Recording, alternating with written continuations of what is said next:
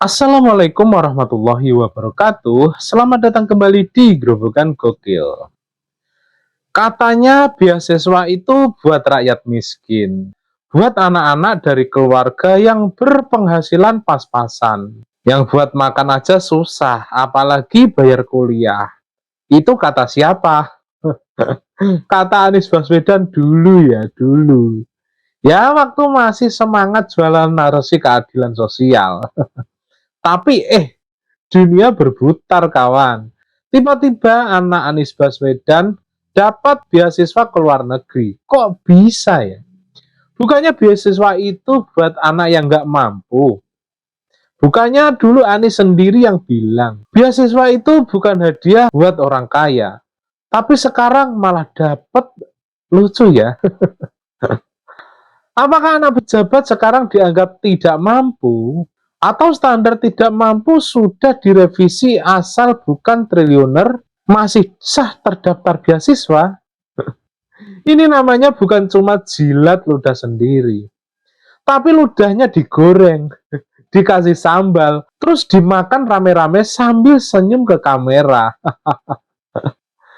Kalau memang murni karena prestasi, oke, fine.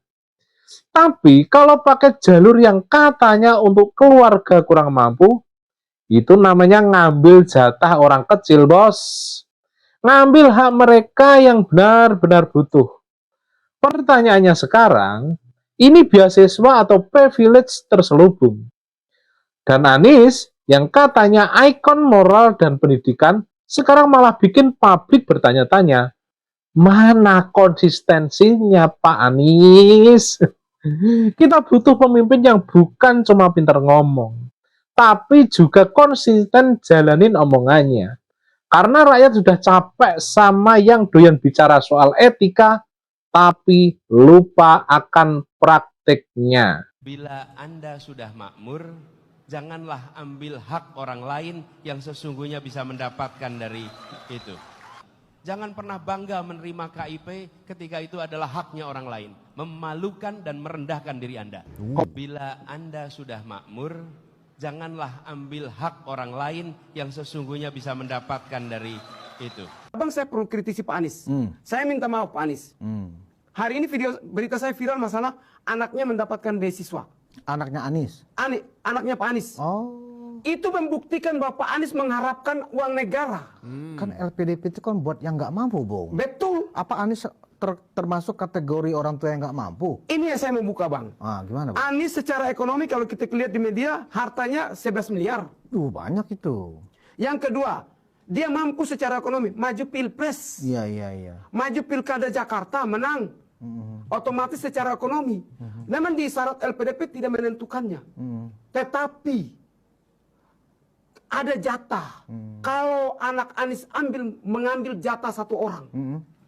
Kecuali Anies ini tidak mampu secara ekonomi. Iya. Kalau menurut pandangan saya, orang-orang yang mendapatkan beasiswa seperti saya adalah orang tua yang ekonominya tidak mampu, sehingga mengharapkan bantuan dari negara. Betul.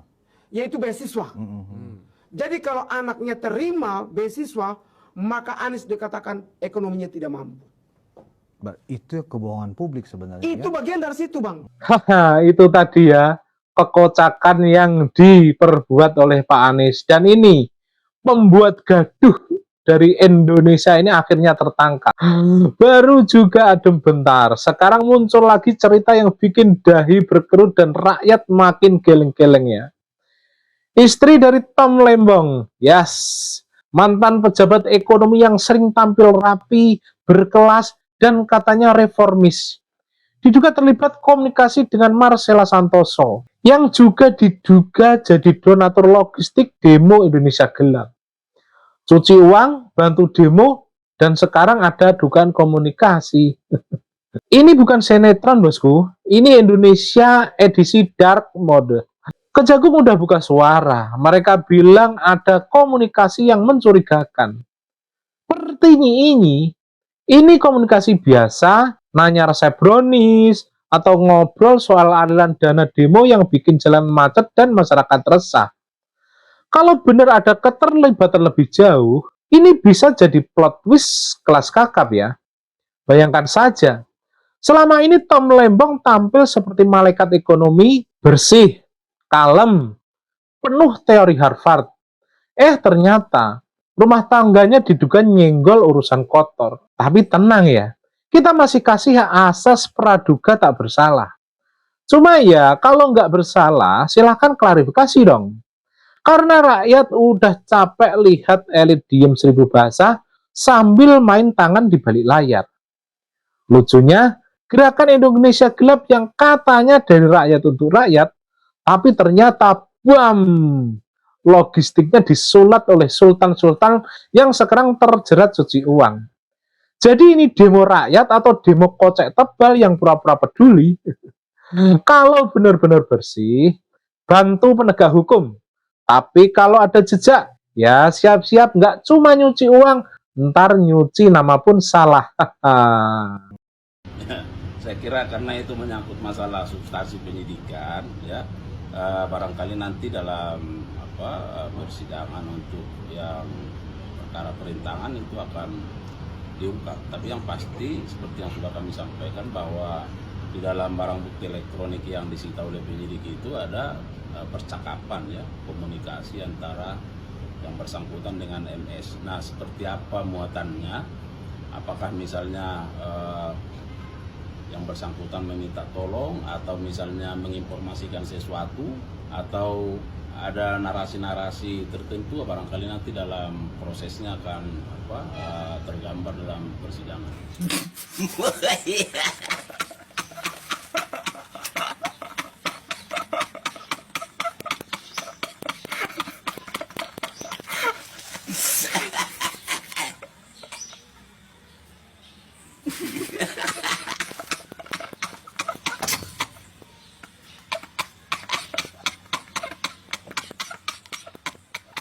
Saya ingin menyampaikan dari hati saya yang paling dalam terkait dengan perkara pasal 21, kasus timah, kasus CPO, dan kasus gula, bahwa saya menyadari di dalam proses penanganan perkara ini terdapat postingan yang sebenarnya saya ingin menyampaikan dari hati saya yang paling dalam terkait dengan perkara pasal 21, kasus timah, kasus CPO, dan kasus gula, bahwa saya menyadari di dalam proses penanganan perkara ini terdapat postingan yang sebenarnya sama sekali tidak terkait dengan perkara yang ditangani. Antara lain terkait dengan isu kehidupan pribadi Bapak Jaksa Agung, isu Bapak Jampitsus, isu Bapak Dirdik, dan bahkan terdapat juga isu pemerintahan Bapak Presiden Prabowo seperti petisi RUU TNI dan juga Indonesia Gelap. Bahwa saya sangat menyesali dan sangat menyadari bahwa apapun dan bagaimanapun ceritanya, baik itu kelalaian saya tidak mengecek ulang isi konten, ataupun kelalaian dan luputnya saya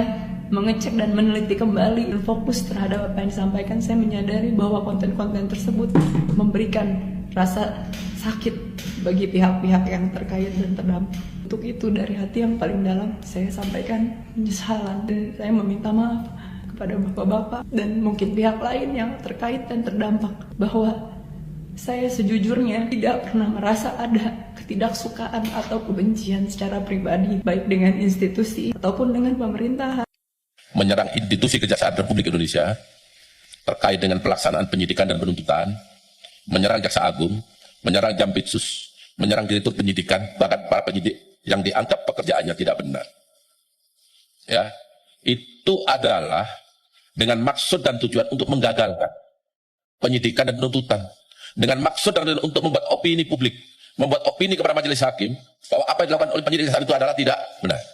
Itu strategi poinnya. Dan itu telah kami temukan di dalam alat bukti BBE dan bukti yang lain. Fakta-fakta itu ada. Sehingga oleh penyidik ditanyakan, apa maksud dan tujuan saudara, dalam hal ini Marcella Santoso, membuat seperti itu. Dan ini terbukti juga dengan pengakuan para saksi yang saat ini sudah ditingkatkan statusnya menjadi penyidik. Maaf, sebagai tersangka oleh penyidik. Siapa itu? Yaitu yang pertama tadi saya sebut adalah Tian Baktia, Jack TV. Bagaimana perannya? Teman-teman sudah mengekut semua.